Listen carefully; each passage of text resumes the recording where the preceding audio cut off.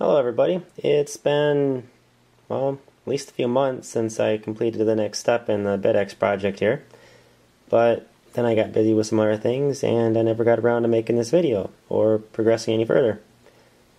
At this point, I finished the VFO Mixer as well as the VFO itself. As you see, I've got it connected here along with a few extra things. I've got a capacitor here going into the pad for C25, and it's just jumper to a wire which really doesn't go anywhere, just to act as a temporary antenna. And at this point I should be receiving some stations. And as you can hear, I kind of am. I have to tune off of it a bit because it's an AM station, otherwise you're just going to get a very loud squeal there. And that's the only one I'm getting at the moment, but I'm not done yet. And I've got this just connected to a wire going to a old external speaker just sitting here in my garage. It's not exactly hooked up to a great antenna or anything right now, so I think it's probably working alright. And I have connected the VFO here to my frequency counter, and I checked the range to see that I could get out of the VFO. Let's see if I can turn this at the same time as I'm holding the camera.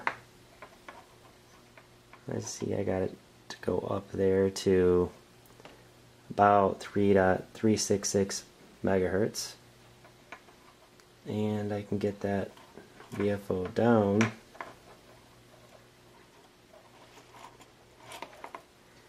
This is kind of tricky here while I'm holding the camera. I can get that down to a little under 3.22. Previously I measured the VFO, or the BFO, at 10.998 megahertz. So that gives me, should give me a range of 14.217 to 14.349. which will pretty well cover the general band single sideband portion of 20 meters, which is just what I'm going for. However, what I didn't really take into account is that I am still going to have to tune the VFO to make sure that tune the BFO to make sure that its frequency goes into the right spot with my filter here. So that might actually end up changing my final frequency range a little bit. I'm not too worried about that, because once I have this going, I'm probably going to pull out the variable capacitor and end up doing the varactor mod in order to try to get the whole 20 meter range and hopefully upgrade my license to use it as well. So that's where I'm at here on the project. I'm not feeling too great about the wires I've used here to connect my variable capacitor here.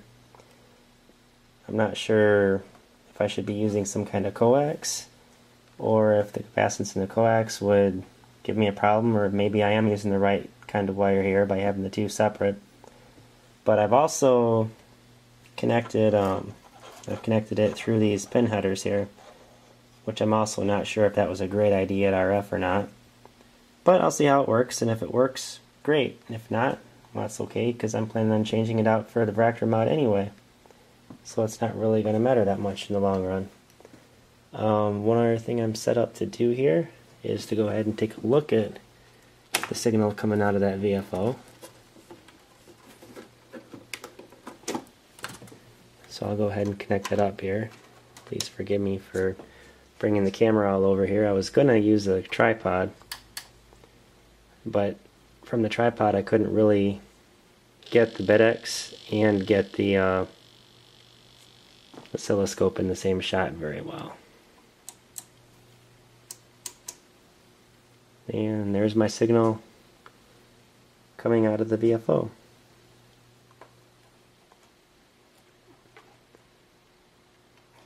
That's a I'm playing with the capacitor here, trying to change the tuning.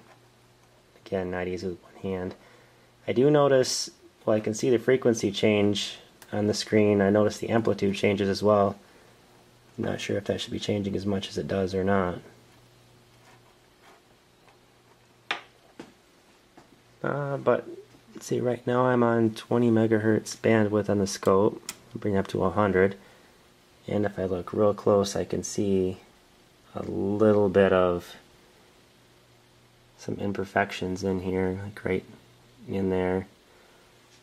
I don't know if that means harmonics or not. A little new with this to know how much is good and how much is bad here, so hopefully that's good. And that's all I have for today. Hope to have more soon. Thanks for watching.